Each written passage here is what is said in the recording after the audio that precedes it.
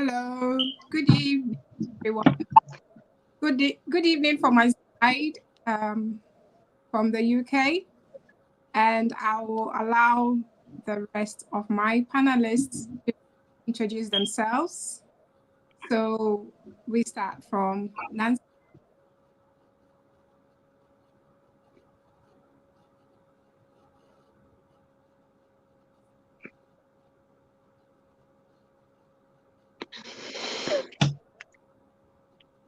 Hello. Yeah, hi. I can get you. I think did you said Nancy, right? Yes, I think Nancy is breaking up. Yes. All right. Mercy, can you introduce yourself? Okay. Hi, my dear panelist. My name is Mercy Berrick, and I am reporting from Minnesota in the US, and it's a nice and snowy day out here today. Lovely. Wow. And I Nancy, am Zaba. for a few minutes. Yeah, sorry, I don't know what's wrong with my internet today. It's really acting up. I am Nancy. I'm joining you live very close to Düsseldorf in Germany, in a small town close to Düsseldorf in Germany. It's currently very dark, and I am a little bit. I was a little bit in a rush, so if you just give me a few minutes to catch my breath, and then yeah. Good time. Please do forgive me and do forgive my internet as well. Okay. And the next person is Cheesy. Yeah, it's accepted, Nancy. I am Cheesy, although my full name is Chizoba, but a lot know me as Cheesy. I'm joining you live here from Sweden. So we are neighbors, Nancy. Oh, nice. Yeah, and it's really dark also, but it's very cold now. There is no snow, it's cold. Yeah. Okay. You're all welcome. We are going to discuss parenting. This is Amamance's network. And I think this is the first meeting for discussions on parenting. This is the very first one, I think. And we are going to deal with very simple but tricky questions. My panelists are going to dive in and give their opinions and educative suggestions about parenting. So I'm going to start with, what do you think? What parenting is? What is parenting, in your opinion?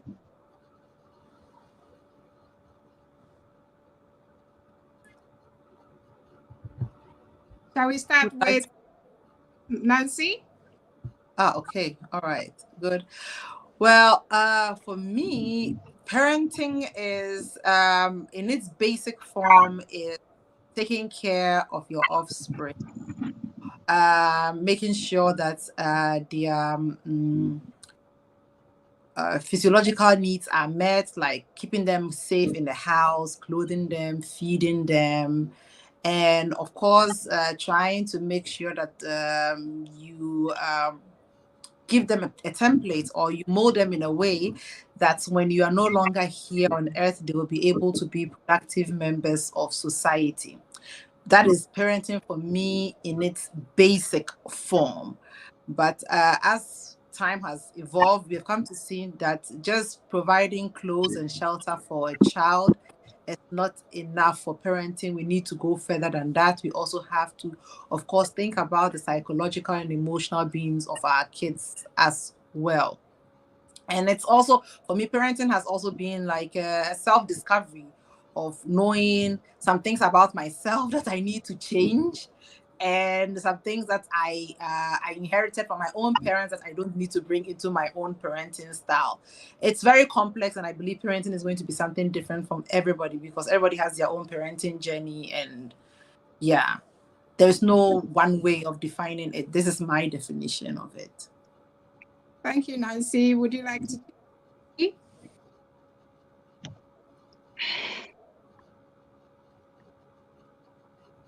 Can you come again? What did you say? I think she said messy. Oh, Mercy. okay. You were breaking up. I didn't hear. Okay.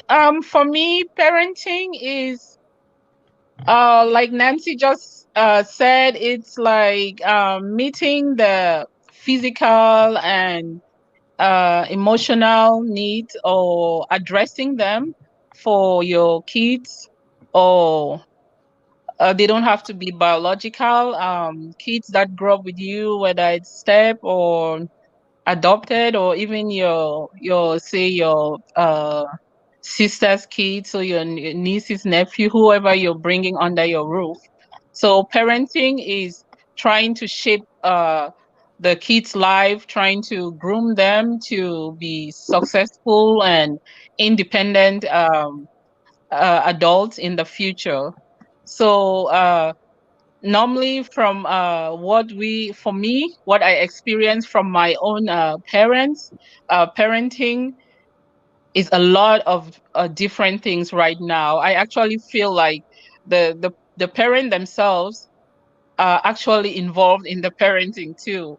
So it's a whole way of trying to bring up your kids or offsprings so that they become independent and happy people that can live a comfortable life, and live their life to the fullest. Thank you. Thank you. Kizzy, would you like to add something on that question? Okay, thank you. I would like to add that yes, parenting could have been basically, as Nancy said, taking care of the child under the roof, about taking care of safety and all. But right now, parenting is more complex. I personally can define parenting as a holistic process of raising a responsible child to becoming a responsible adult. So it's holistic. It incorporates not just maybe education or taking care of the child, probably feeding the child, and all. It incorporates health. It incorporates financial independence. It incorporates physiological physiological needs. It also encompasses social responsibility as well, because right now there is a demand for us to be able to raise children that are social fit in the society, and it's more. So I think parenting is more holistic now than it was ever before. So yes, that's my own contribution to the discourse. Thank you. Yes, that's very good. Another thing that I know about parenting is I think it's modeling to the children as well. I'm a parent of a neurodivergent child, and everything you do, they take it literally as you're doing it. So it's important to model everything to them. Else they don't understand, most of them don't understand what you say. Some people talk in certain terms, but this one you have to really model certain things to them. So you will have to assess things ahead of time. Your behavior, your attitude, your character, everything should be thought of before you even act, because your child is going to pick it up as soon as you turn around. So for me, it's modeling I or what was right to my child. So my next question to you is: are there any necessary requirements in parenting?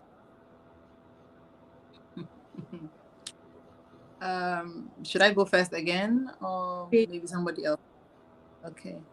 Um, as a teacher, and also as somebody who has taught in a school for at-risk kids, I would say yes, there should be a requirement for parenting. But due to the fact that we have freedom of will and most of us live in democratic countries, you cannot regulate who has a child and who doesn't. I think the basic requirement has to be that this person has to be able to provide, first of all, a safe place for a child to grow up. And safe does not necessarily mean in a villa or in a mansion, just a safe, warm, comfortable place for a child to grow up. That should be like a basic requirement, because you cannot um, raise a child or parent a child whilst living on the street. And the person who's having the child also needs to be responsible and understand the responsibility that comes with parenting. Because in as much as long as a woman is fertile, you can have a child, it doesn't necessarily make you a parent. That is why I think I agree with Kizzy, I believe that's your name, when she said that it's not just your biological children, you can also parent other kids as well. Yeah, thanks. Maybe somebody else would like to ask something. Yeah. Yeah, well, I just wanted to say, as for the requirements for parenting, definitely there are requirements, but like they are not like strict or defined. It Mm-hmm. actually depends on what kind of parenting, but of course we have like basic needs that we have to fulfill as parents, like provide a room over our child, and then be able to provide nutrition and just the basic things that a child needs to thrive. But on a more complex or more diversified reasoning, I would think we have to look more also, into the like emotional aspects. So for me, depending on the style of parenting, I would say, like, I believe in simplicity, where you have to be present for your child. So it's not only about the things that you can give to a child, but you have to give them the attention. You have to pay attention to every child and know that they are all different. They have different needs, so you really have to show up and also try to be someone that's not only strict but very encouraging. So try to encourage their strength and set boundaries. So I think it's a whole big topic, but yes, the main thing, you need to provide room, nutrition, but then the style of parenting, I guess it depends on the individual, but we just have to make sure that it's rounded so that we have like a well-grounded individual at the end of the day, with the emotional part being looked at, and then the other part of like physical needs and that. Thank you. Easy. Yes, thank you. I guess we have said some things about this, but I just want to add that a requirement for parenting is being at least prepared to take care of a little human being. I know that people naturally, maybe there are schools people go to before they get married, or there are some parents also that are not probably living with their spouses. That's also different. I guess people go to different schools, but when it comes to parenting, I don't know if there are many schools that people go. So there's a level of preparedness where we know that we can take care of someone else, someone who is fragile, someone who does not have a mind of his own yet, someone to be able to groom that person. There's a level of mental preparedness. There's a level of like Marvin said, she said something about being a role model. There is, you cannot give what you don't have. So there are certain things that we should be able to do. Yes, we should be financially able because these people need to be taken care of. We should be mentally able. We should be probably have a community or an association, or we should be able to be responsible so that we can be responsible for others. So yes, there is a requirement for parenting. Yeah, yeah, that's very true. Uh, what Chizzy said is like bringing a life into the world. You have to really be prepared to take care of life. And in most situations, it doesn't happen that way because children are made in so many ways without preparedness. And then you find a situation where you gather yourself, you're in mind to look after a child without preparing for it. So, from this point, I would like us to discuss how does one become a responsible parent. You have to be responsible as a parent. Is being prepared and being ready. Is it necessary to be a responsible parent? Is it how do you become a responsible parent and what do you have to put in place to be a responsible Well, to become a responsible parent, you have to be a responsible person yourself, I believe. If you're an irresponsible person, there's no magic wand that somebody can wave, and as soon as you have a child, you're going to become responsible. I think you it's either you have this trait or you don't. However, we we have all changed a lot since we had our kids. I can speak for myself and say that there are things I didn't know I am as flexible as I am now. Because when you're going to have your children, yeah, I always thought that my children were going to be exactly like me. In my fantasy, I thought I was going to produce little me's who understood everything like the way I see the world and do everything the way I do, and we're just going to be like this happy happy bunch of bees. Like we're just going to do everything together and there's not going to be no shouting. I was never going to shout. I was never going to get mad at my kids. I was never going to say no and they were going to listen to me. When I say sit, they will sit, stand, they will stand. I'll never get a note from the teacher that they did not do their homework and they hid it. I thought all of that. But when you become a parent, you realize that you have to change. So, of course, responsibility sets in. Even if you're an irresponsible person, you can change a little bit to become a responsible person. To be a responsible parent, for me, I believe, and to prepare for it is first being flexible to know that you don't know everything and to always be ready to learn, be ready to learn and unlearn. I think that is what makes you a responsible person or a responsible parent. Because if you come in with a very, very fixed mindset into parenting and your way or the way your parents raised you is the only way, you would somehow end up damaging your kids, even if you are giving them the best clothes, the best house to live in, the best food to eat, and all of that.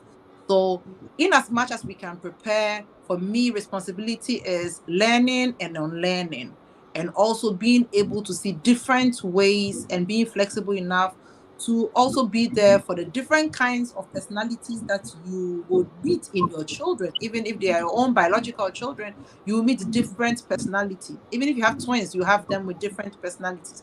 So the responsibility is one, flexibility, commitment, and also willingness to learn and unlearn. That is for me who a responsible parent is. Cheesy, can you take over from there, please? Okay, in this case, I think I'm going to give an analogy of a tree. We plant different things. We have the plant, we have the cassava plant or whatever plant we have, whatever we plant. When we put something in the ground and that thing gets a root, it goes down, goes up, sorry, takes everything that it has got in the root to the branches and to the leaves. So a responsible parent is someone who is willing to look, for me, his or her perspective of life, of parenting, be able to look back and say, I grew up with this. Is this still okay for now? Is this still this method or this attitude or this skill or this way that I was raised? Can I still continue raising a child in that manner, considering the society, considering the dynamics, considering the change, considering the history? Maybe I was raised in a way that I will use an example. It's not actually. I will happen difficult. What if I was raised in a way that I privileged something in privacy? Am I going to do that to myself? So if I see that aspect in my life, I'm willing to broaden my perspective. I'm willing to learn from others. I'm willing to grow. I'm willing to make changes when necessary. That to me is being responsible. Also, considering the fact that I personally have learned as responsibility, do I make contributions to the society? Can I say that I will be someone who can pay his or her tax? So if I'm responsible that way, then I should be able to raise my child to be responsible in that way. So it encompasses more than what we grew up with. That's what I can add to what you have said. But Yes, please. I okay. For me, I think I have about the same views like the other panelists, and I believe like the human being is like we are all like a work in progress. So to be a responsible parent, you also have to look at yourself and fix some of the things that would obviously spill over into your parenting. So if there is ways that you see that do not work, that did not work for you, you need to be able to be flexible enough to change and accommodate. And also, as a parent, you have to be disciplined, to a certain extent. You have to be able to set limitations for your kids. You have to uh, be able to be open with them. So have time to like talk to them one on one, and you know try to understand them from their point of being the child. But at the end of the day, you are the adult, so you need to set some boundaries. So overall, you really have to be able to recognize what is it that you need to change within yourself, so that because the kids, as we know, the kids will model, they will follow what they see most often rather than what they hear. So you really need to be actually showing them exactly what the kind of person that you want them to become. You have to be showing them with actions more than with words. thank you, Mercy. So with that, uh, you're all talking about the fact that you don't have to be a remote control parent, like expecting the kids to do certain things, regulating them, do this, do that, and expecting them to do it, whilst you don't have to put in the modeling that they need to do.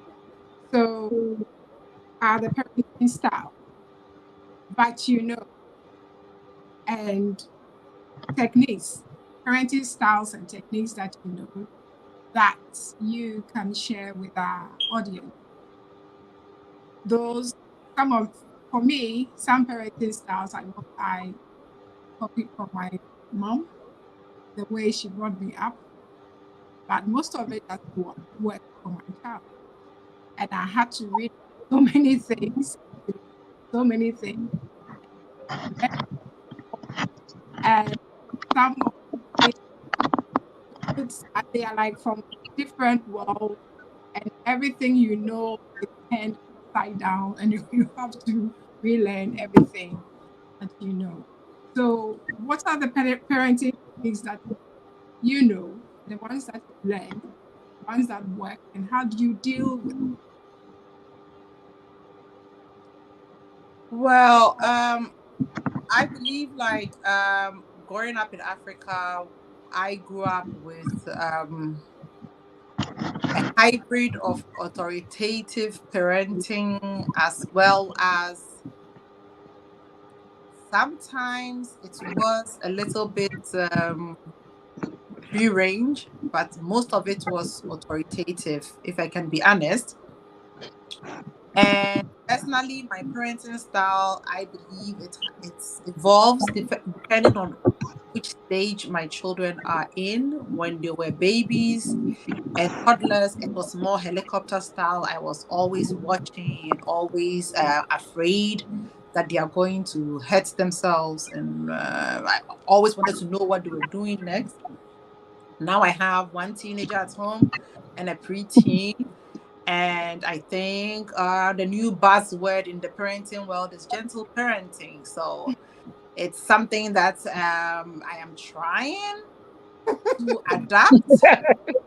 Yeah, I mean, I think we can all speak freely here, right? We are, Yes. yeah, okay. So it's something I'm trying. Some days are hard, some days are easier.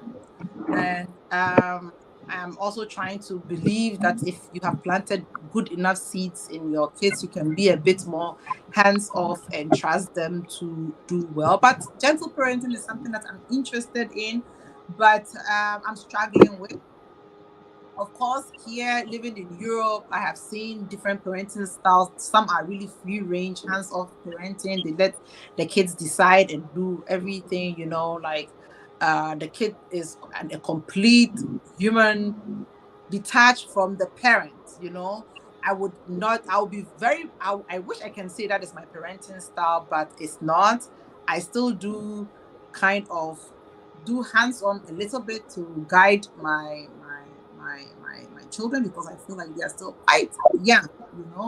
Of course, we have other neglectful parenting. I've seen it when I worked at the school for at-risk kids. I saw parents who just let kids do whatever. They have no idea who their kid's teacher is. You can do whatever. You come home, there's food you eat.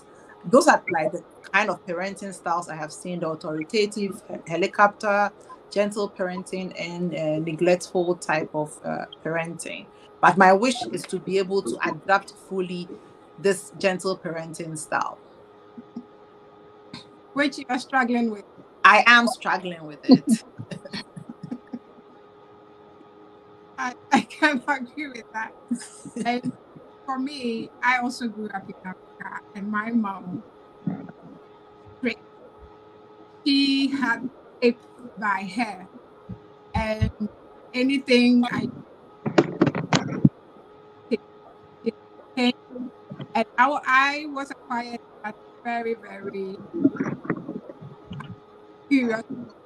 She had the cane. Anytime she tries the cane, I take it out. But it goes on the ceiling, so you can get. She uses her hip to, correct me and all that. Country where you have to do that to your child. So I had to also learn to, consult and speaking to the child, communicate. And it's very difficult to move what a certain style and then having to adopt a certain style. And you have to learn to know that reasons why these doesn't work, cultures and everything, your location, your environment, everything is different. It's unacceptable. So learn, you become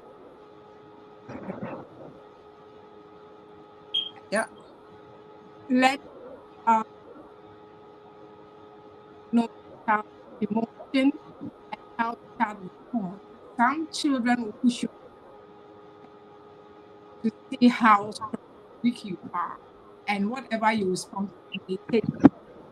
And so they realize things right, and you ignore them when they're to the so sometimes your style will depend on how how they communicate as well. I'll come to Bessie. Yeah, thank you. I didn't hear most of what you said. I don't know if it's my connection or yours, but I got some of the things you were saying, how you have to adapt.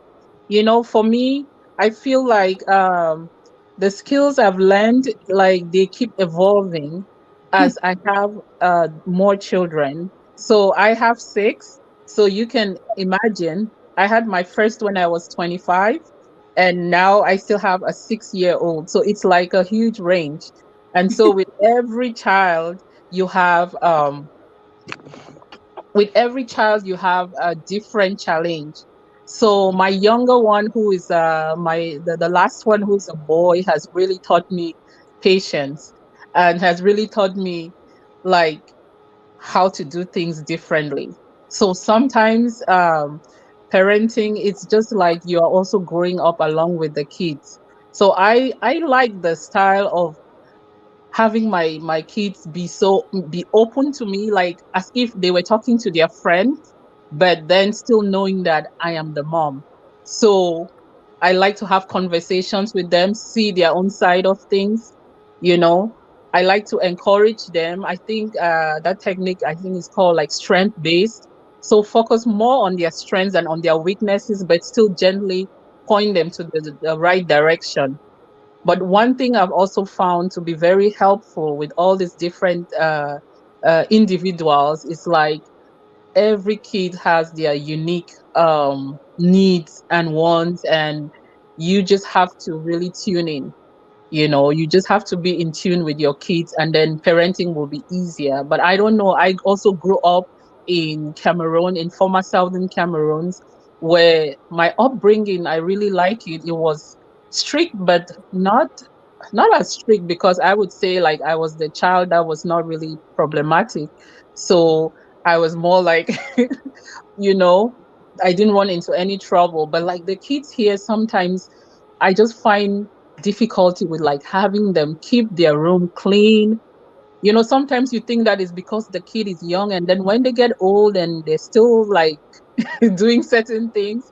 But Mhm. I find it really effective that when you sit down with your kids, like have certain times like family time, and then you set up routines for them to have like a set schedule, and then also not overloading their program, such that they have time, free time, like creative time to just be themselves. That way the parenting gets easier. And I have to admit, I'm still working on it, and my boy has put me to the test. And so now I feel like as I get older, I'm much better at parenting, because of the patience and taking into account all the different experiences, so I get better with every child. Thank you, Mercy. You're welcome.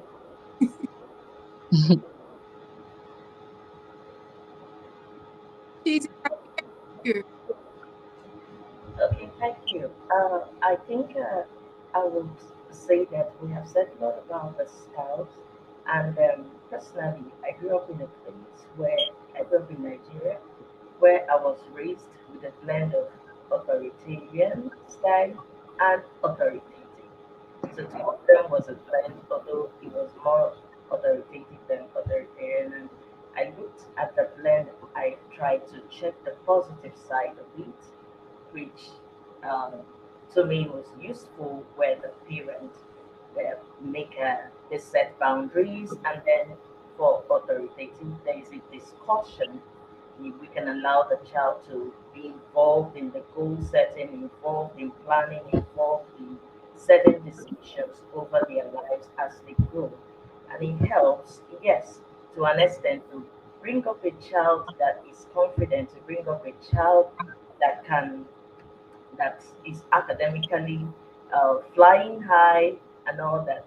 But at a point, the children can become rebellious to authority when they leave the. So that for me, I think it's okay to take the positive side of the styles that we have talked about. I remember Nancy said something about the style evolving. For me, it's evolved also. I look at what I do with my children per time. In fact, an hour before this session, I had like an hour with my daughter also, where she had to speak her mind. And I just came back from work. I was trying to get ready for that I had something to do, but she had to speak her mind. So I took that time to listen, to hear her. It was like a session of adults, two adults conversing. But that was a child because I wanted also to see to it that I don't mishandle the emotion of the child. So it's about, for me, the style I'm operating with is, yes, the gentle style also, but I'm taking some of the positive side of setting boundaries and involving the children and taking account of what we do at time, because that being consistent in revising, we think that in revising our parenting style, after some time, maybe some months or a year, look at the style you have used with each child. There is a basic way to raise, for me, there is a basic aspect of every child in the home, but there is a 20% that is also peculiar. My son is different from my daughter. What challenges my daughter does not challenge my son. In fact, it doesn't. And children, or in parenting, all I would say like this, all our heads are cool. Everything that we tend to think that we have known is tested. The little child we raise will test every aspect of our life. So I think also we should be able to look back per time. Has this style of using it helped?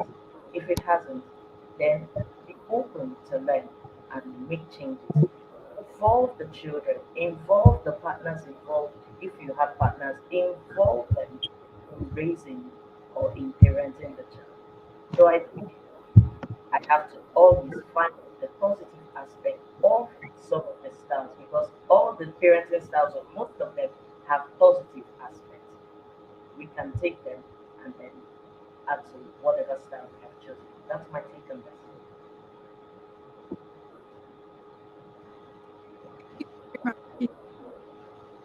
So I think from our conversations, we all agree that parenting is evolving and it Yeah. keeps on evolving. So Yes.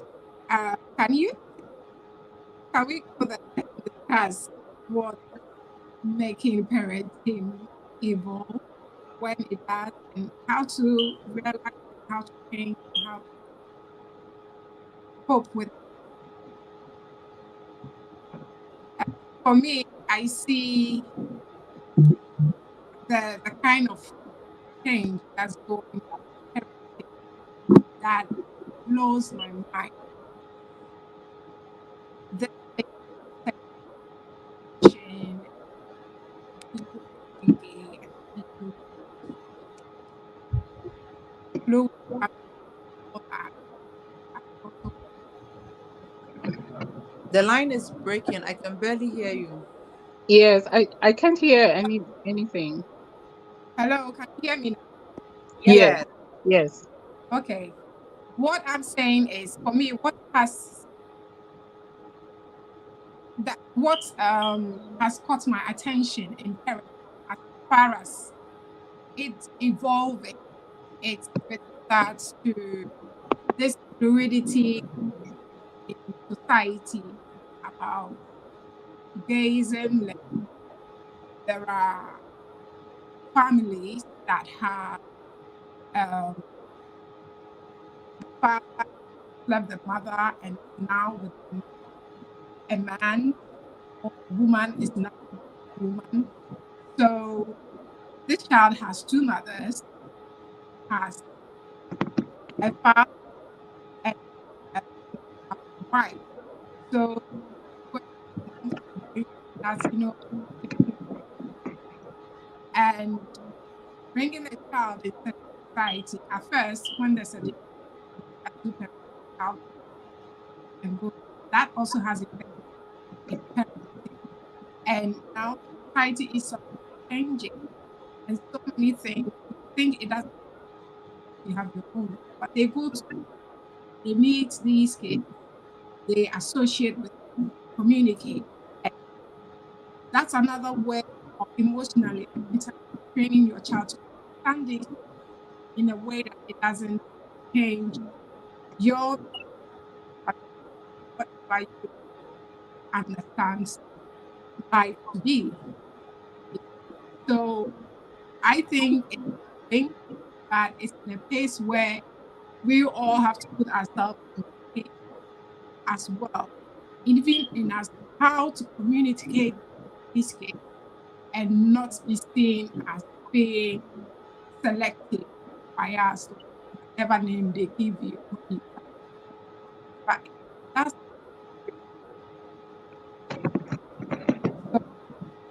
that's what has kept our your parenting, what is caused, how it, Okay, I can say I heard about 60% of what you said. I don't know if it's my internet or not, but just to recap, I believe you were talking about the changing styles of parenting and all of these introduction when it comes to different types of sexualities and different types of family sets and all of that. Yes, of course.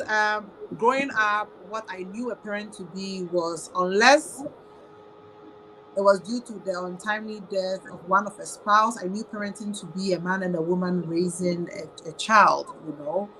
But now living outside of the continent of Africa, I have, and I believe even maybe even now back home, it's changing there too. We are seeing more and more. I have met so many different types of parents who are equally very loving to their kids, as parents of heterosexual parenting, if I can name it like that. Well, personally, I have found myself living in a country where children are taught already in the third grade about sexuality. I have found myself having to speak to my kids about sexuality at a very early age, which is something that I was not prepared for. You know, there was no book that prepared me for that. I just found myself caught in this storm, and I had to quickly adapt and try to talk to them about sexuality and all of that. And in a way, I have found it to be good because I had to, of course, also acknowledge the biological factory that is the production of hormones when a child is going into teenage years.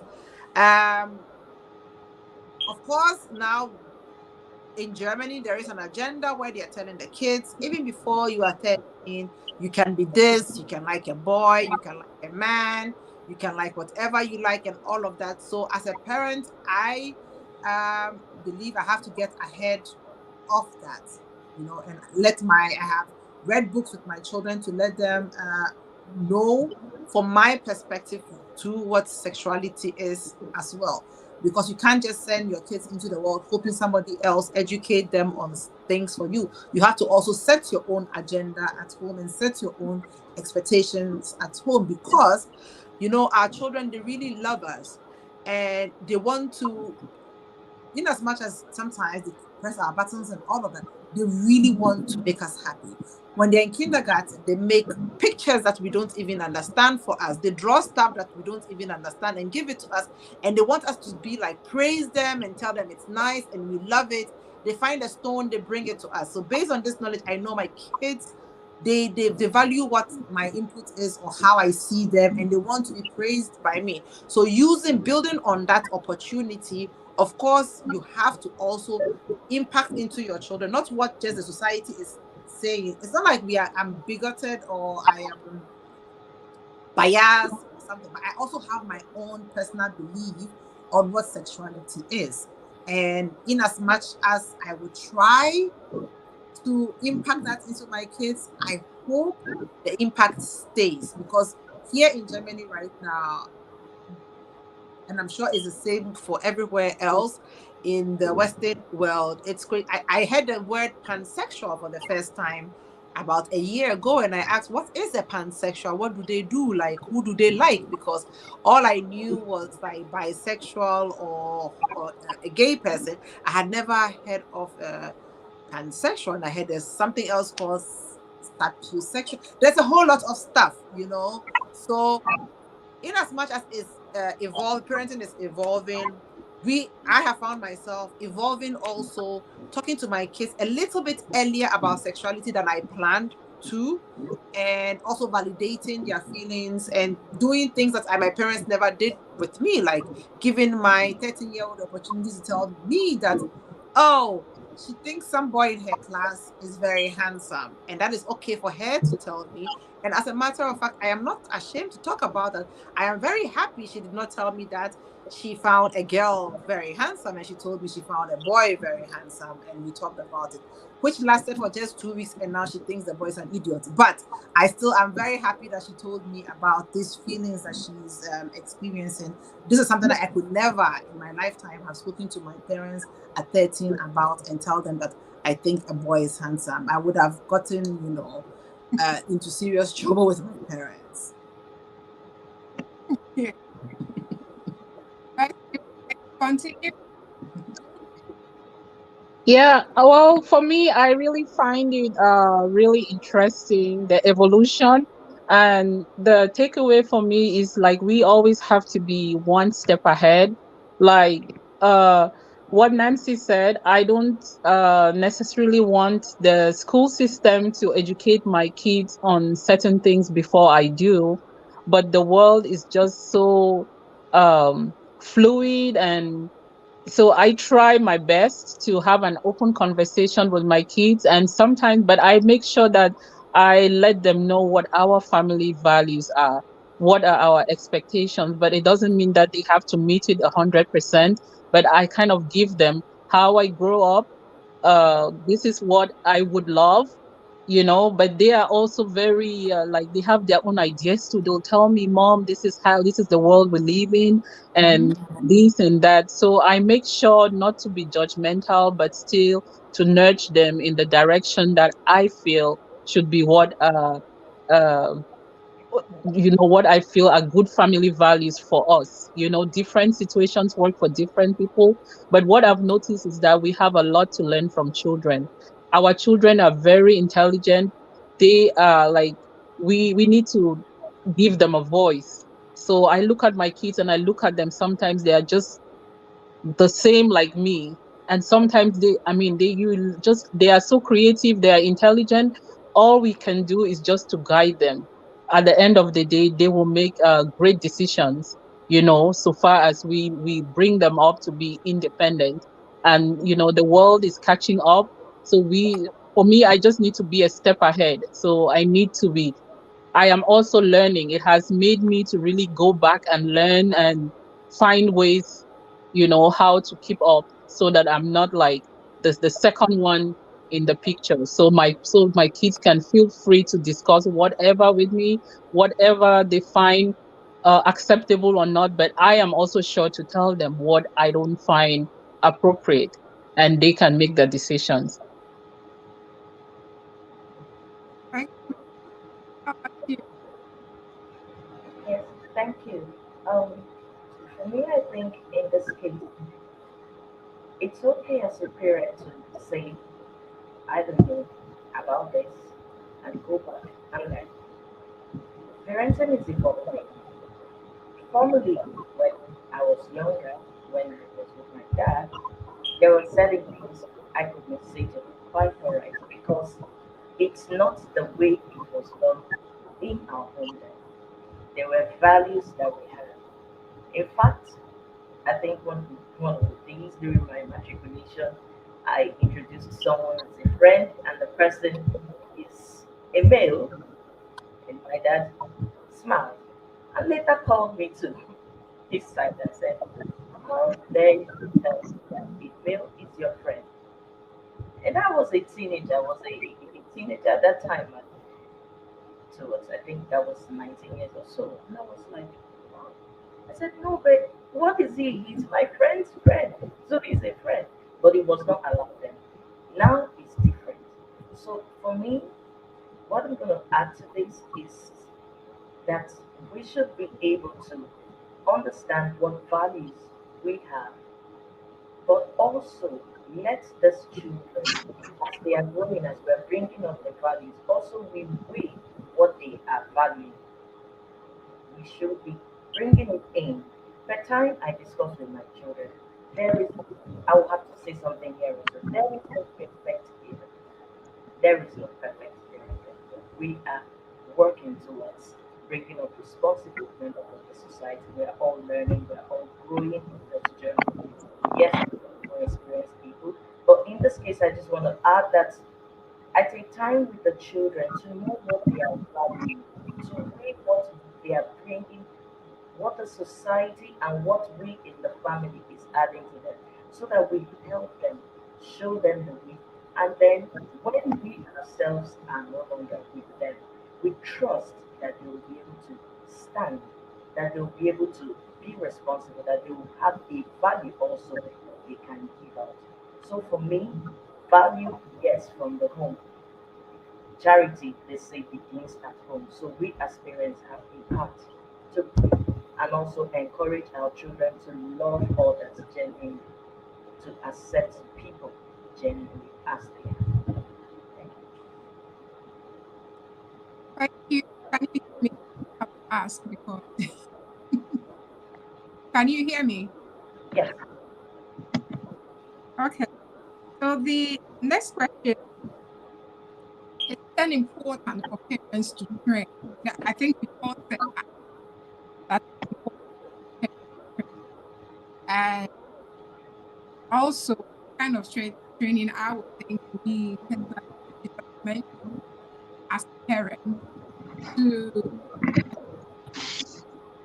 to be a step ahead of things. So what kind of personal development or topics, things that you think parents should engage in? Should the parent engage understanding emotion more? Because emotions are tools, even with the so if as a parent back home from where I was emotional, you are either cry, Mm. even immediately you don't deserve your child, keep quiet, then you push it back.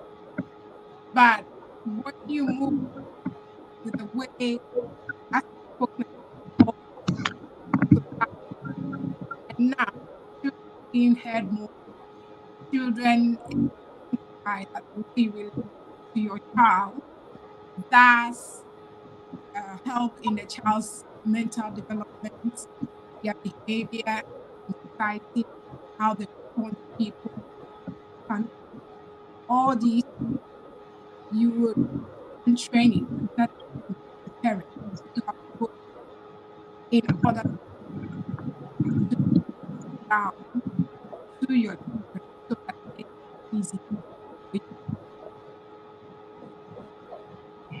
I hope you Um, get my I think so. Because your line keeps breaking. I think my internet is really poor today. For me, for when it comes to like personal development, I think if you want to be a trainer and be a good trainer, you also have to always be abreast with new development in your area of expertise. And I think that same goes with parenting. If you want to parent and parent well, you don't, in as much that you don't want to follow every trend that is happening, you have to also find a way to find the middle point. Personally, what I tend to do is I tend to read books or follow people whose parenting style resonates with me. There are different ideas out there, and it's not everybody that I listen to. There are people whose parenting style, like it's like I can say it's similar to mine, or it's where I want to go. So I use those people as a yardstick to measure my own parenting, and of course I do a whole lot of self-reflection to see where I'm failing my kids or where I need improvements and so on. In as much as we are always telling our kids you have to do this way and that way, guiding them, we have to be able to also be telling ourselves the same thing, like, okay, this is good, you should continue, or maybe you should stop doing too much of this, and so on. That is how I would say I continue to develop myself, reading books, listening to different people, podcasts, following people that I believe can or have something impactful to say. Not just every parenting trend that is there, you jump on it because you want to be the cool mom or the cool dad, and you're afraid of disappointing your or embarrassing your children. That is not me. So yeah, finding my own wavelength and like riding it. I mean, I'm sure my biggest fear is when my kids are older, they're going to tell me all the things that I did wrong. And the same thing I tell my parents all the things but I have made peace with that because I know that parenting did not come with a manual, and within myself I know I gave them my best. Yeah. Thank you So so maybe much. somebody would like to add something. Yeah. Well, I just wanted to add to what you just said. Like, yes, there's no manual for parenting, but as a parent myself, I try to equip myself with some knowledge on how to improve on what is working for me, and also to unlearn or stop what is not working. So at the end of the day, I can listen to books and experts on the field, but I listen more to my inner self. It's like what is working for this family, because you're always like you have a unique situation. Everybody is different. So what works, I have to listen and see what works for my family. And most importantly, I also let the kids to feel like, whether it's emotions of, if you're feeling fear or you need to address those emotions, you need to address your feelings, so that in the future you'll be able to deal with even harder situations. So I Mm-hmm. have come to understand that you need to really uh, be open to your kids. Even when you make a mistake, tell them you're sorry, Mm-hmm. apologize fully, don't make them feel guilty for something that is really you. So in that way, when they are also guilty of something, it'll be easier for them to also apologize. But most importantly, as a parent, I really want to teach my kids to be able to be disciplined to a certain extent, but to have empathy for others. Because when they Mm-hmm. have empathy, well, like, they should treat people how they like to want to be treated, which of course I tell them is to be treated in a way that you feel good. I mean, you have a sense of dignity, not to treat people badly. Yeah, so at the end of the day, it comes back to me. What am I showing to them? Because that's what they will pick up. And what do I have to learn? I learn from different people, but I pick the things that really make sense to my family.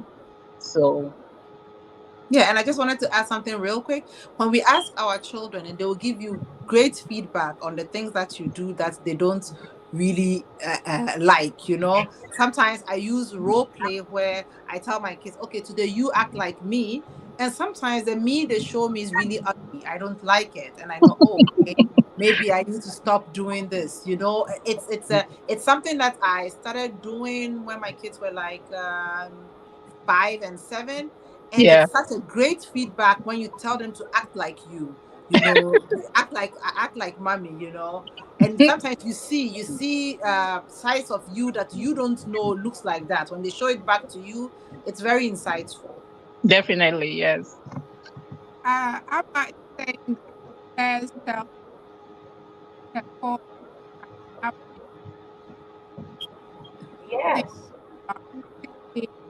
my mom thought an alien had eaten her up because I told everything she did, everything that happened at home, and I was so angry, so many things. I keep asking questions, wanting to know, like I was driving her mad. But at the same She brought me up to be very calm, very cool. She realized that I had become more firm, picked up certain things she wished I had or I was hiding from her. She appreciated that one too. So she her difficulty was to balance me because sometimes also you say, oh, I want you to be a good child. Talking about evolvement, society is changing. It's Yes. not if you are good, everything is going to be good.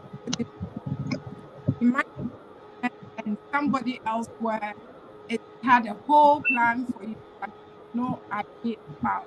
So you have to also learn to teach to adapt. Some people don't talk to their children about the bad things that might happen and all these things. Try to be goody goody all the time. Let them know the real of things Yes. and how to think through properly and identify when something is not right or something awkward. Else they will be overtaken without realizing it too late by the time. So some parents, when your kids are coming at you, step back and you understand why, have the conversation. And someone, I just read somewhere that some people say, oh, you don't communicate. People communicate, but people don't comprehend. That is understanding. Yes. Comprehension is very important. Understanding what the person is saying, trying to, it might not be, you might not be understanding. They may be saying the word, they might not be finding the right word. But if you are there, you are present, you will be able to comprehend the emotion you find. So that's that friction that comes along that the parent, your child is not. Maybe they're trying to communicate their love. Yes. So I'll go to Cheesy. See, Thank you. In fact, part of what I just read what was shown here, where Amamat said that has tell her all her faults now. Part of the same for this, my child saying exactly what she thought I did, and I had to sit to listen and then have a discussion. So parenting is is evolving. Society has changed. Society has evolved in different ways, and to I too as a parent, I change. Part of the things I think we should also add, apart from listening to maybe podcasts, webinars, or following some parents that we their styles resonate with us. I also think that we should get some kind of technology skills also to add because it will help us. The information that we need comes from these skills. There is a lot that is being set out there. There is a lot that technology, a lot of impact that the technology is making now on our parenting and on our children. So I think because as we are talking now, I know there might be some parents that find it difficult to take on some information from social media or from with technology tools. It's not going to help. It's not going to be very helpful now. So I also think we should add it to what we are learning so that we can evolve with the societal changes because there is a lot out there, a lot that can help us. Some of these things that Armamenting Network is showing, some of these discussions, we can get information. So I think we should add technological skills also at the moment. Thank you. any other contributions? Yeah, I just wanted to add that, like you just said about communication, something that really freed me was once I came to understand that I think they say 80% of communication is non-verbal. I have come to be able to read my kids more. I know that it doesn't need to be said, being present is more important than reading the clues, because it's not everything that your kids are going to be saying to you. You have to be able to read your kids from every angle and know, and sometimes even meet their needs before they know they have that type of need. This creates this kind of assurance in you, and it helps our kids to be more open to us and to rely more on us. They know we are like a safe haven to come to. Because previously I was like, okay, if my daughter comes back from school and I ask how was school, you say it was okay, then it was okay, you know. But I have realized that the more I can tell from her mood and everything else, her body language and everything else, and also knowing, okay, this is the time where I need to back off, give her an hour, she will go up, come down and really tell me what happened and so on. It has really helped because I have seen that my communication style is completely different from her. I think talking about technologies and skills, one of the things that parents need to learn most is communication styles. There are different types of communication styles. Our kids are not going to be as they are coming from the other half is from another family, from all the people that we are used to from our side of the family, and their communication style is completely different from their papa's side of the communication. If papa's family, the way they do their thing, grandmother, great great grandmother, they carry all of these DNA with them. So this might be a very totally different person. You'll be like, who is this stranger? But if once you are flexible and have good communication skills as a parent, is really needed. We don't need that just for our jobs. We need that to be able to parent our kids as well. Excellent communication skills is something that I think every one of us.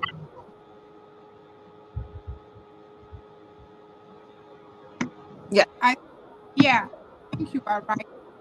And me, I learned that I had no choice.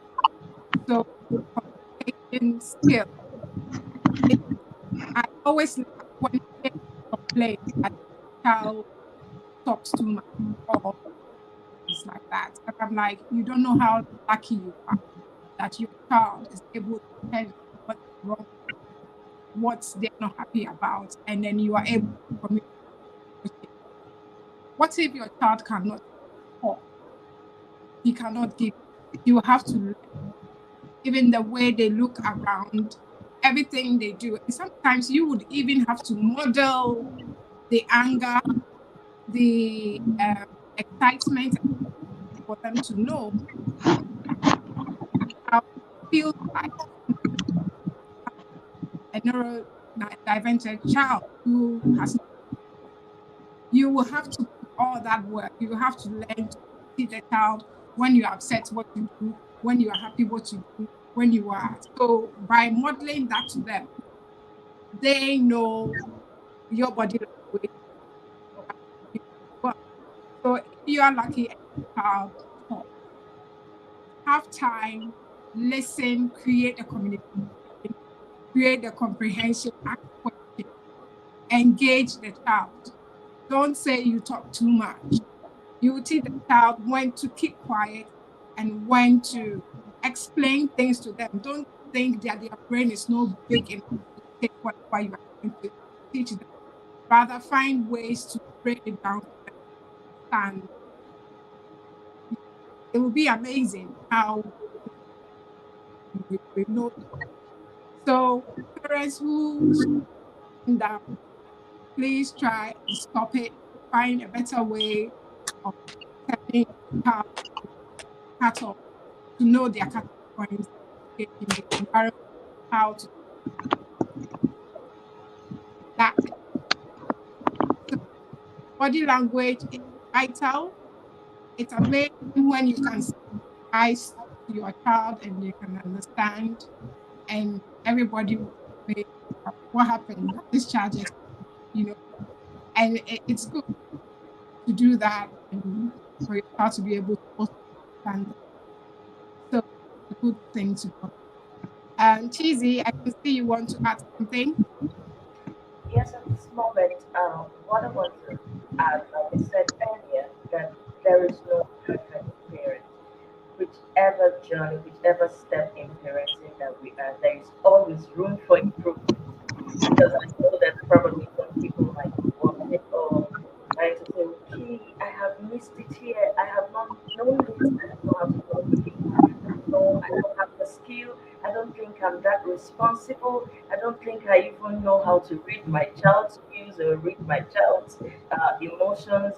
What do I do? Oh, I'm that bad. No, we are taking a journey here. And as we learn every day, we imbibe and take a record. It just came to my heart to say that to someone because I thought maybe somebody might be thinking, oh, it's like my parenting style is not working, it's not too good. And then, no, we are taking a journey and there is always room for improvement. There is always room. Everything is learnable. It's learnable. There is no time that is late to learn. We can unlearn today and learn again. Even if we got this knowledge at 70 years, there is still room for improvement. We can learn and be better. Thank you. Yeah, and Mercy, I think you haven't. I'm sure there are some of them who communicate now, some who don't want, but you are able to identify each one communication, what they're trying to tell you at a particular time. Can you share that with us? Yeah, sure. For me, I wanted to say like I relate with you because I also have a child. Like my last one is speech delayed, so it has really taught me how to really tune in. You know, because you learn more from him with signs and really being attentive.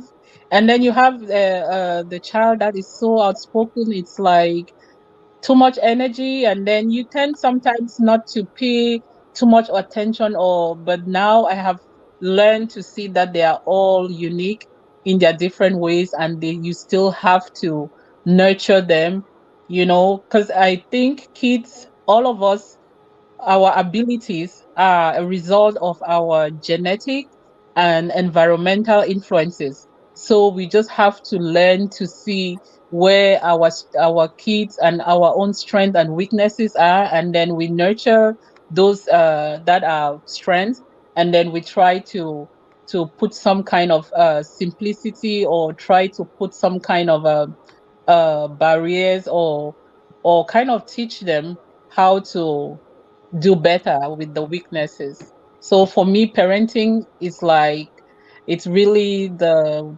one joy of my life. I really love being a parent.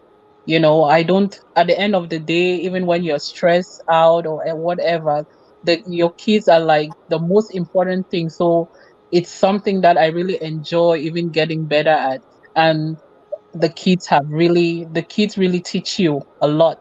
So I have really come to appreciate their insight, what they have to contribute. And I, on the other hand, I have a task to keep learning and keep making it better, by making things simple, but yet putting limitations where they have to be, and letting everybody to have a voice. Thank you.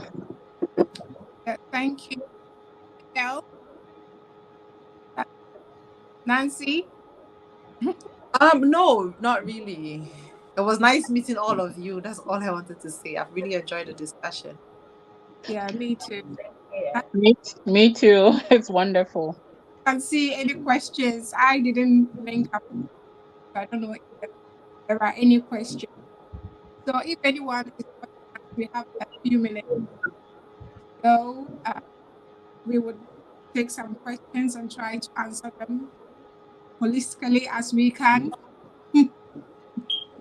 Yeah, oh, I have one thing just to mention. I know maybe Cheesy said it, like it's the different we have like different families now, some have moms, dads, but like it's really important to have as many people, like a support system, So parenting doesn't only involve you, the person that's right there, but whether it's the grandparents or your family, I think it's very important to have a support system, to help, or just to be there so the kids understand like what everybody's role is. So yeah, so if it's a family like mine with a mom and a dad, it's important for you guys to be like together in what you're trying to teach the person. If it's a mom and mom, it's important for you guys to be in unison so that everything makes sense, because kids always sense when there's like divergence. So it's important to have this cohesiveness so they feel stable and well supported. Thank you.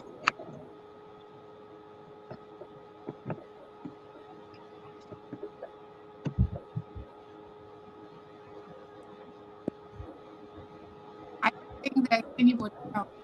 Or, um, can you, Nancy, can you read any questions from Facebook, please?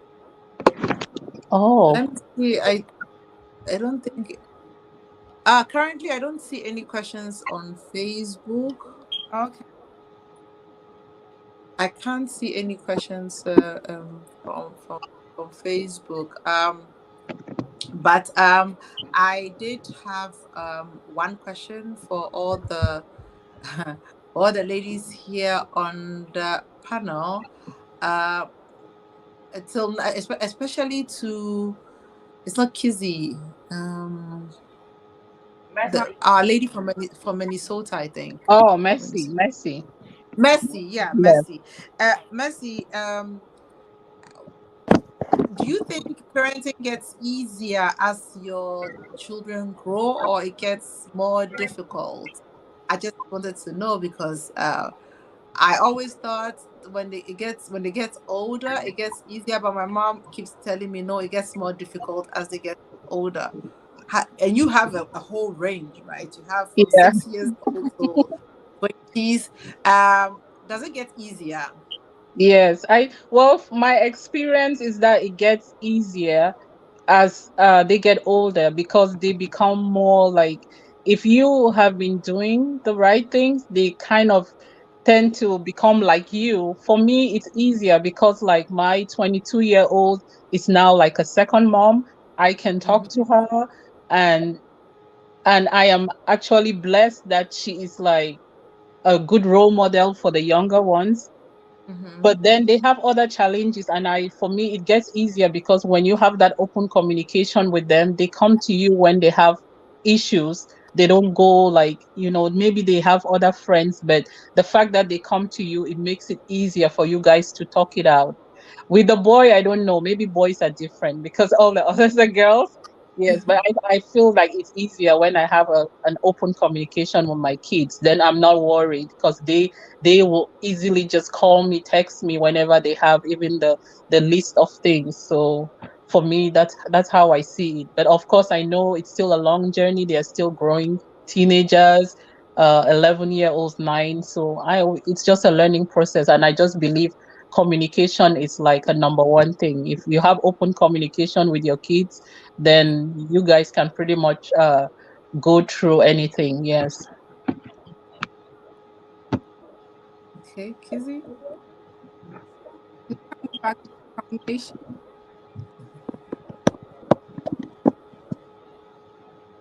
Anyway, but I asked because for me, I in one aspect, of course, they're more independent and it's easier for me.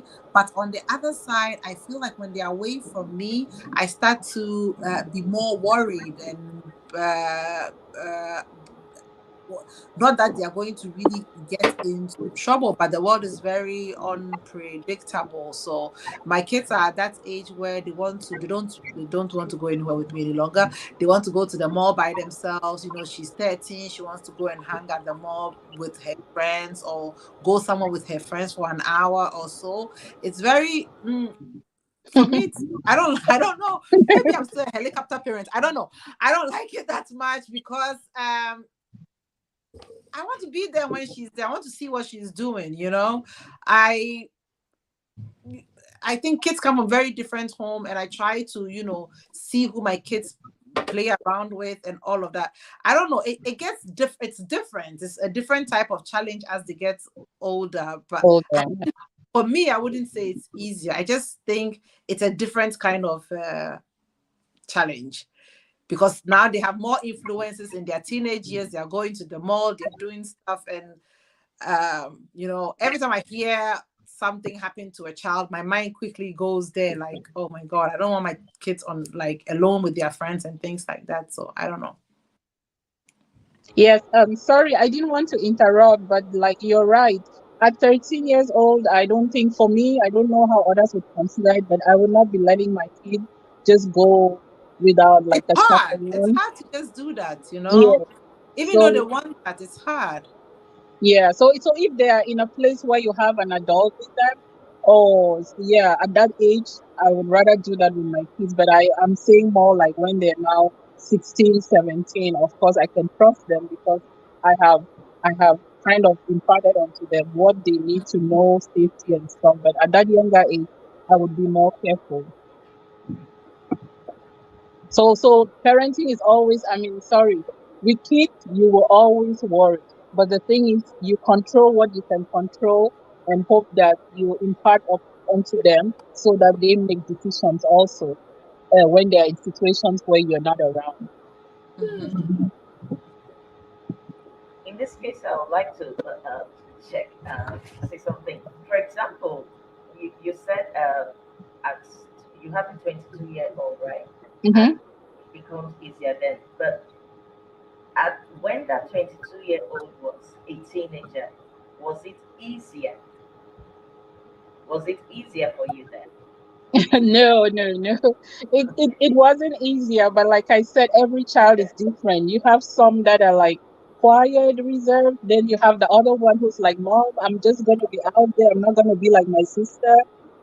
So you just learn, like, they're different, but I think, yeah, you have different challenges with different ages, or you can only do your best. At the end of the day, I want them to be independent and make good decisions, so I try to do my best to give them that foundation. And now I know that if you start early, you would have a less of a problem. If I start early, like we're telling them, being strict with them on cleaning their rooms and everything, then at this point I would not be worried. So I was lax before, but now I am stricter on some of these things. So we are just learning, and yeah, as parents we never stop worrying, but we can only hope that what we teach them they take on and they make good decisions. Yes. Yes. I think that resonates with the belief I have that when a child is trained the way the child should go, the child will stand on his own and stand well. So yes, Yeah, but I think you said you live in Norway, right, or Sweden? Sweden. Yeah, and I believe it's the same like here in Germany. Here in I would say north or northeast, northwestern Europe, children are taught to be very independent very quickly, and from the age of 6, kids are expected to be able to walk to school by themselves or ride their bike to school by themselves and come home by themselves. Kids are not really sheltered because I have siblings who live in the States, and when they come here, they're always shocked about the amount of independence that kids have here in Europe. I live in Europe, but I'm still shocked about the amount of independence that kids have, because they ride their bikes to school, and then after school they want to go to the mall or something with their friends, and all of this independence, for me, it's a bit, it makes me a bit uncomfortable. It does, because when I was a child, of course I went to school by myself and came home, but I had strict rules: go and come straight home. You're not supposed to take any left turns or right turns. Right Exactly. after school, you come home. You don't have the opportunity to do all of that. And of course, in Africa, you have all the other adults who are ready to like correct you or watching you. But here, you hear all kinds of stories. Kids going to malls. I mean, you have impacted. That is my biggest fear is the society, not my kids myself. You have impacted the right things into your kids. But you can have friends and things like that who try to like set them off the path, and that is what is worrying for me. And I don't know if they are older, 22, then you have something else to worry about when they go out at night or they start dating. Are they going to meet killers and psychos and all of that. Like, you can never sleep. You can, as a parent, you can never take a day off. Like, really, I worry about all of that. If I Yes. will be able to, or will I be hiding in the bushes, making sure who is dating my daughter and making sure he's not. I don't How know. are you going to cope? How I are you don't going to know. cope? I really don't. Maybe I watched too many Yeah, criminal I stories, so I think have I to think stop. you have to be kind to yourself. Just relax. The kids got it. Do your part, and you'll be surprised. I'm very relaxed about my 22-year-old because I know she has her head. But then I am also religious, so I pray to God, protect them, show them guidance. But you just have to relax, otherwise you'll be having high blood pressure and a million. No, but it's true. There's a lot of cycles in the world, Yeah, so you can't stop you're, worrying. you're correct here. Okay. The point that Nancy is making is also linked to the evolving that we've spoken about. Back home in Africa, parents were not, and I think Mercy also spoke about it. The society, the entire society environment were responsible for the child. Even if the birth parents weren't around, your neighbor, someone that they know. I remember growing up because I knew this person knew my mom in an environment. I wouldn't do certain things. I wouldn't even, Exactly. I wouldn't go places and all that because I know the next minute my mom will be. And even Exactly. that person has the right to punish you at that time. But these days, so it makes it you wish you had a third, Yeah. but Yeah. it's no Yes. longer anymore, and it's a bit concerning. And fortunately, in our society, you have to rely on the police. You have to rely on on the phone that your child might call you when they are desperate, and all these teaching the child to understand it's important to go to the police when something is not right, how to speak to the police in a way that how to respond to the police so that you don't become a victim, but rather be law abiding. All these things Mm. are parents need to learn, teach our children. What I have observed is most of the time when you meet white kids and the police, the interaction, they are more calm with the police because they've been taught to say that the police is your friend and all that. But we teach our children differently. So our kids are more violent when they see the police.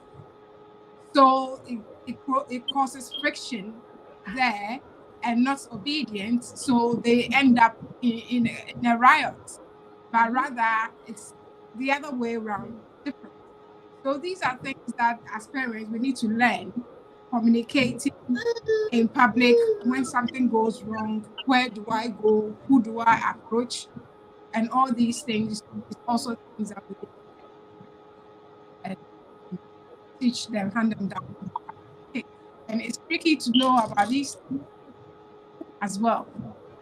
Yeah, I mean, the reason why I asked is because this is a conversation I've had with my mom recently concerning the Shanquilla Robinson girl who was just killed somewhere on vacation with friends. And I'm wondering, I mean, you can, as a parent, you can put everything inside your child, and then they just end up in the midst of the wrong group of people.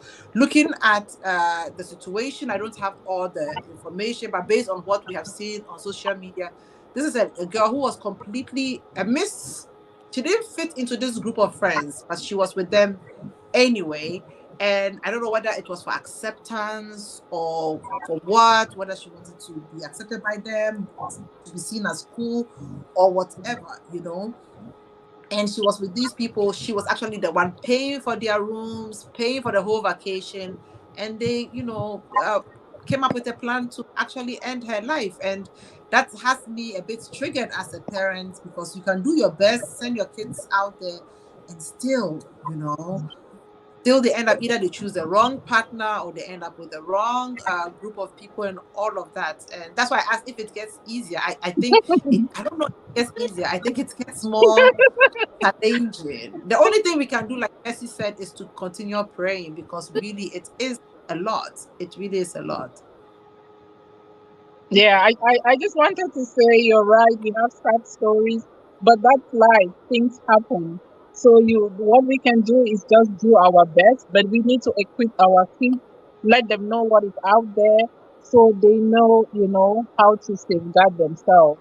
But like what I've realized is also we need to still give them wings to fly. So, there's always like this balance. So you can only do your part, and then I believe in this mighty power that also guides them too, and then they also hopefully they do what they're supposed to do in regards to their safety and their space, and hopefully the society can help to spot out some of these divergence, some of these kids that act in ways that you would not even predict. It's unpredictable. So those are the things we cannot control, you know. Yeah, I would like to add here that as much as we pray and teach our children, I also think we should show these examples in the teaching. Yeah, When we're teaching, when these things happen, feel free to talk about it. Yes. yeah. Talk and let everybody voice his opinion. Let everybody analyze it. Let everybody see what happened. Yes, we know we found it in social media. We get some information, but we as a family should be able to also discuss these events so that there is an awareness in the life of the child. So the children become aware of what they can see in the society and they know what they can also do to prevent it. They see the triggers, they see the alerts, and then they know how to overcome it. That is what I want to